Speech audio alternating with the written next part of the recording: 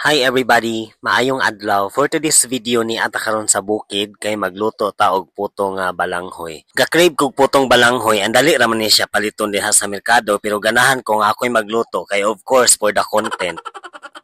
So first akong gibuhat is nanguha ko diri sa akong balanghoyan. Pero joke lang, di bitaw ni akong balanghoyan. Pero nindot man gid manguha sa di nimong tanom.